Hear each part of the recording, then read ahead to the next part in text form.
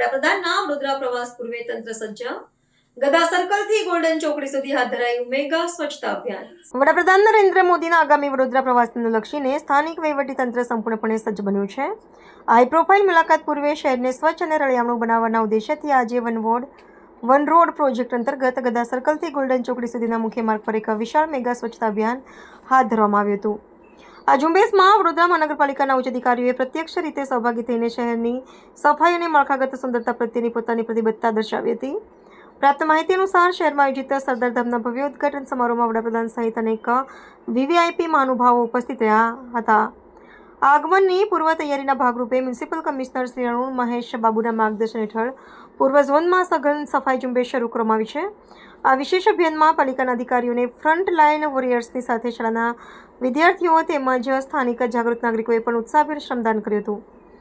વડોદરા મહાનગરપાલિકા દ્વારા આગામી દિવસોમાં શહેરના તમામ ઝોનમાં તબક્કાવાર રીતે વન રોડ અન્વયે આ પ્રકારના વ્યાપક સ્વચ્છતા અભિયાનનો યોજવાનું આયોજન કરવામાં આવ્યું છે. તંત્ર દ્વારા નાગરિકોને પણ જાહેર સ્થળોએ સ્વચ્છતા જાળવવા અને વડોદરાને એક સ્વચ્છ, સુંદર તેમજ હરિયાળા શહેર તરીકે પ્રસ્થાપિત કરવા સહયોગ આપવા અપીલ કરવામાં આવી રહી છે. વહીવટીતંત્રની સક્રિયતા વડાપ્રધાનના કાર્યક્રમને સફળ બનાવવા માટેનું એક મહત્વપૂર્ણ કદમ છે. પરિવારથી, મહોલ્લાથી, કાર્યસ્થળથી સ્વચ્છતાની શરૂઆત કરી. હું હંમેશા મારા ઘર, દુકાન અને ઓફિસમાં ઉપયોગ કરી મારા ઘર અને ઓફિસમાં રોજગારના સ્થળે સિંગલ યુઝ પ્લાસ્ટિકનો ઉપયોગ કરીશ નહીં.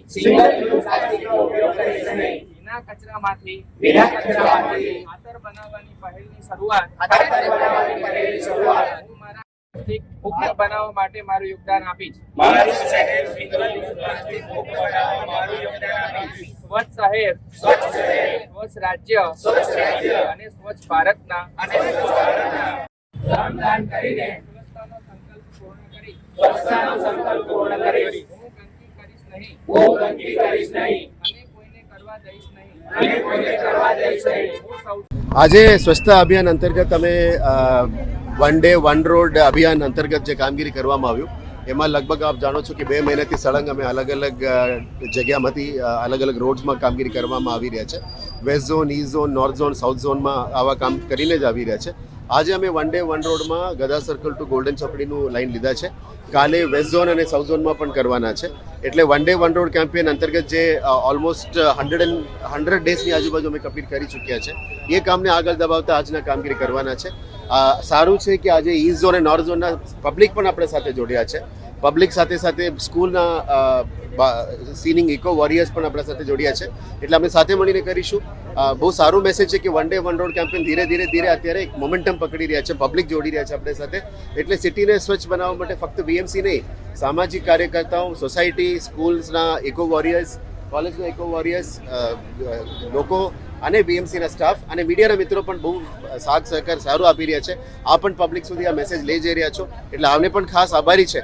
આજે નોર્થ અને ઈસ્ટ ઝોનમાં જે કામગીરી કરી રહ્યા છે એ પણ પબ્લિક સુધી મેસેજ લઈ જજો. અને આશા રાખીએ કે આ કેમ્પેનથી વડોદરા શહેર પણ સ્વચ્છ રહે, ગુજરાત સ્વચ્છ થઈ જાય અને આખા દેશ પણ સ્વચ્છ થઈ જાય. Thank you.